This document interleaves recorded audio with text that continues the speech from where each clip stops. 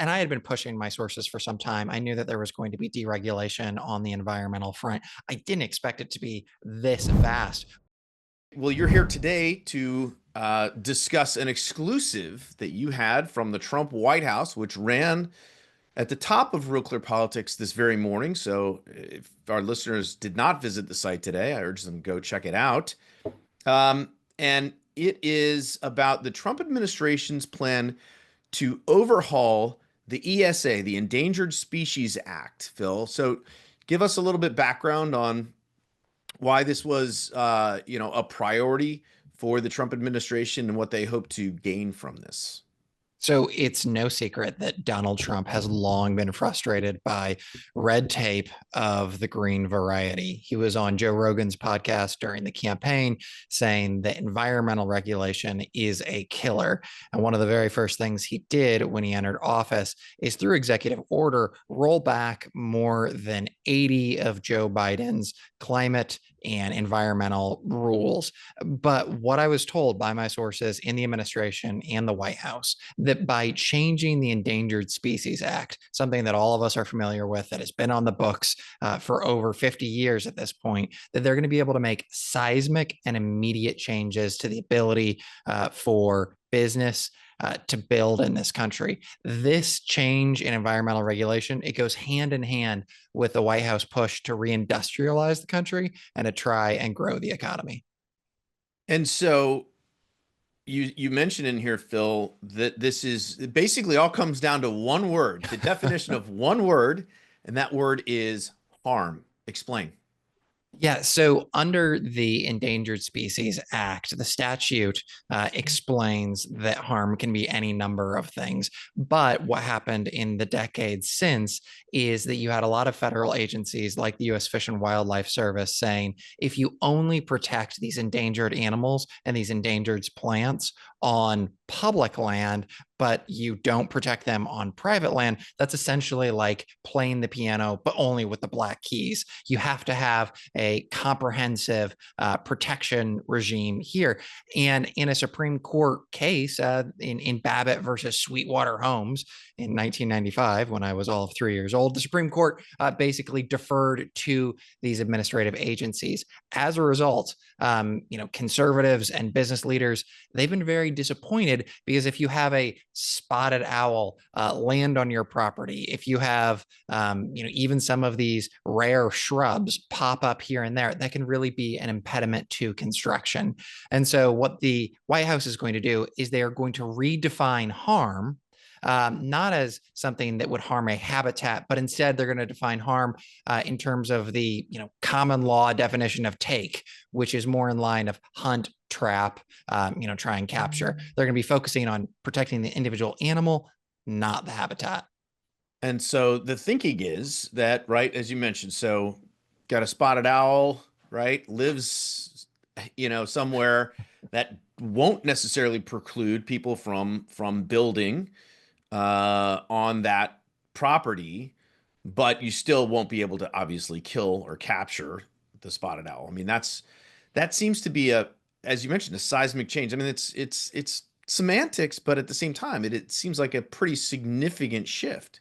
Yeah, hunting the spotted owl, that's a bridge too far, even for this administration. I was talking to, White House source who cautioned that even if the Endangered Species Act is changed and it has to go through the rulemaking process and legal challenges are expected, but even if the Endangered Species Act is changed, there are all sorts of other environmental rules on the books, like, for instance, the Waters of the United States rule that could still protect some of these endangered species.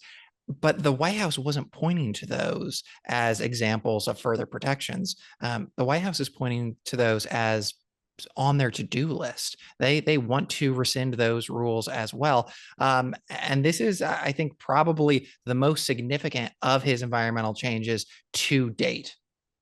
And so you mentioned this has to go through the sort of normal process, which could, I assume, take years, right? I mean, this is not something that's going to be done overnight. Yeah, industry is certainly very excited about the deregulation. It gives them the ability to begin to plan. The expectation is that these agencies are going to throttle off some of their enforcement. But, the White House and Republicans were very strategic about when they did this. Obviously, Donald Trump is in charge. He has had a long-standing feud with the Delta smelt, that fish out in California that he complains Gavin Newsom is protecting too much, and has, risked wildfires out there. But it's not just that the administration is in place. Instead, if you look at that 1995 ruling by the Supreme Court, where they relied on the U.S. Fish and Wildlife Service's definition of harm, they did that because of a doctrine known as Chevron deference, meaning that if Congress hasn't explicitly stated, their answer to a question, then the court defers to those federal agencies. At the time, Justice Antonin Scalia said that this basically, allows any private property to be turned over to the federal government for zoological use. And conservatives, they are angry because they see these environmental protections as being sort of a weapon against industry. They point to all sorts of moments where a endangered species isn't actually endangered. Instead, it's just a useful cudgel for environmental groups to stop construction somewhere. But the significance here is now Chevron deference is no more. Now you have a very sympathetic Supreme Court with conservative stacked there as a result of the first Trump administration. And basically, Trump feels that he has a free hand to move quickly and to change this longstanding policy. Well, that was my last question, Phil. We got, a couple minutes left, but one of the things about this that your article sort of showcases is the fact that, obviously a lot going on with tariffs right now and 130 countries negotiating. Japan's in, in line to do some negotiations. You've got all this stuff going on with Trump and deportations and, all this stuff. But still, it seems like the administration is moving forward rapidly on many fronts across many agencies to do things like this reworking of this EPA rule. I mean, is that an accurate reading? I mean, it's still going 100 miles an hour, and what else is coming down the pike, or when does this stuff slow down?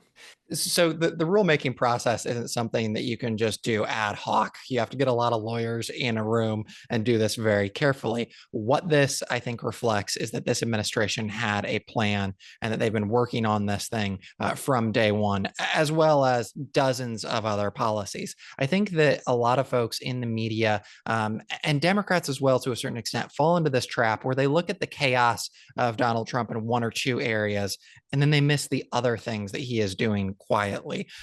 I think I can, say with some confidence that my sources over at OIRA and elsewhere, they're more than happy to just put their heads down and keep working, and they don't see this as separate from the larger project, right?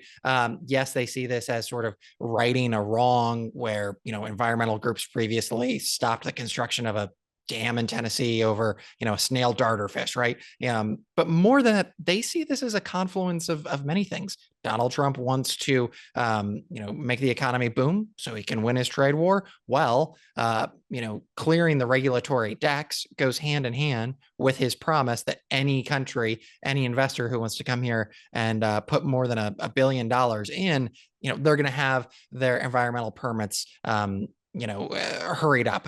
And so they see this as part of, the same process. It's, I think I've mentioned this before, but maybe not for those who might have missed it, talking to folks who worked in the first Trump administration and just sort of demonstrating how Trump really has sort of broken the system. Because it used to be that, if an administration was going to make a change like this, they'd have to, they'd have multiple internal meetings. And then before they rolled it out, they'd have to brief everybody, and then they'd book people to go out and talk on the Sunday shows or wherever. And, sometimes that would be like a trial balloon to see how it goes. And if it didn't go well, they'd sort of pull it back. They don't like Trump's folks don't do any of that anymore. They just do stuff. They just put the stuff out. They're not really briefing anyone. They're not really, and the people who work inside the administration, the ones that I talk to at least, they love that because they were free to sort of, work at their own pace and not have to worry about all the internal bureaucratic nonsense that used to go on and typically does go on in administration. So it sounds like that's still the case in Trump 2.0, maybe even more so, Phil.